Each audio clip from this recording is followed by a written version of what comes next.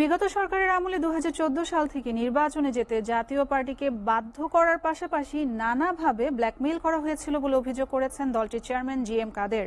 অতীত ভুলভ্রান্তির জন্য জাতির কাছে প্রকাশ্যে ক্ষমা চেয়েছেন।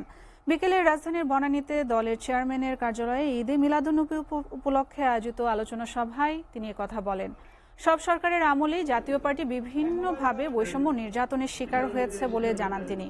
বলেন, বৈষম্য বিরোধী আন্দোলনে ছাত্রদের পক্ষ নিয়ে কথা বলেও নানাভাবে হয়রানির শিকার হয়েছে তার দল।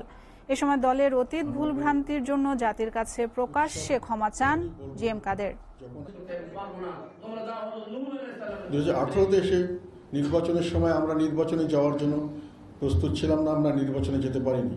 আমাদেরকে ভাগ করে একটা ব্ল্যাকমেইলিং করা হয়েছিল 2014-এর পর থেকেই। নির্যাতিত হওয়ার পরেও বিভিন্নভাবে আমরা চেষ্টা করেছি জনগণের পক্ষে দাঁড়িয়ে কাজ করার, তারপরেও আমাদেরকে বিভিন্নভাবে দোষারোপ করা হচ্ছে, অপবাদ দেওয়ার চেষ্টা করা হচ্ছে। আমি জানি না আমাদের কোনো কাজে যদি কেউ কোনো সময় মনোকষ্ট নিয়ে থাকেন, হয়তো আমাদের ভুল হতে পারে, আপনারা আমাদের ক্ষমা করে দেবেন।